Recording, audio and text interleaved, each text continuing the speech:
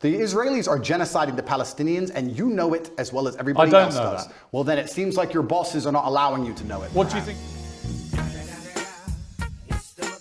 What do you think of what Hamas did on October the 7th? Why are you starting the story in the middle? Well, nothing, to my mind, justifies what happened on October the 7th. Nothing justifies what happened before October the 7th, Piers. But in terms of what Hamas did on October the 7th, do you accept that was an act of terrorism? One person's terrorist is another person's freedom fighter. For me to sit on the outside in Romania with no personal involvement in Israel Palestine, it's easy for me to say, yes, it was an act of terror. However, if I was in Gaza, if I was in an open air prison, if my family had been annihilated by bombs from the sky, if everybody I knew had suffered the loss of a loved one, if I had no chance of any kind of freedom or democracy or standard of life, would I believe it was an act of terror, or would I believe it's an act of resistance against oppression?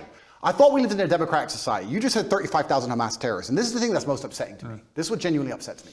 Israel intelligence will say a guy's a Hamas terrorist. Has that guy gone to a court of law? Has there been a democratic process? Has he been proven to be a terrorist? No. They've just decided from their intelligence that couldn't see an invasion coming from hundreds of miles away. So this intelligence is actually no. It's not great. No. So they've decided this person might be in intelligence without court case, without any kind of democratic process, and because of that, they've decided to annihilate civilians along with him, and it's all just collateral damage and nobody should care. That is not a humanistic perspective. I do not condone the loss of human life on either side. I think anybody doing anything which directly damages civilians is disgusting and abhorrent. However, I would be an amateur if I could not sit and pretend I do not understand the motivations behind either side. This is not even me taking a side. I understand why Israel is doing what it's doing. I understand why Palestine is doing what it's doing. However, I still call the Israeli actions absolutely abhorrent and genocidal. Okay, when you try and conduct genocide on a populace because you don't want them on land you say is yours,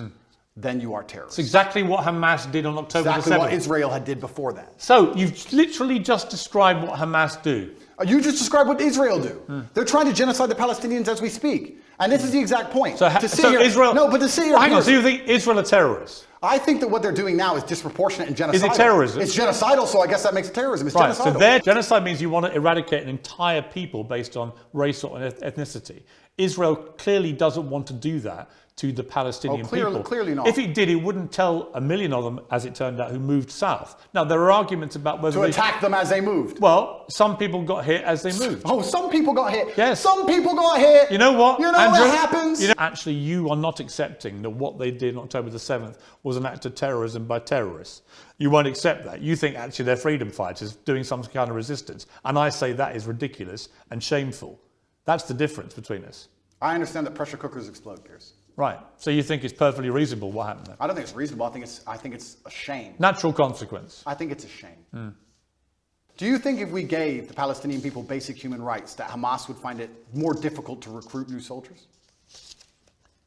Yeah, look, I think... Probably if we treat them like humans, this won't happen. So we agree and let's move on. Blessed are the peacemakers, said Candace. Why can't we all just sit down and say the fighting must end?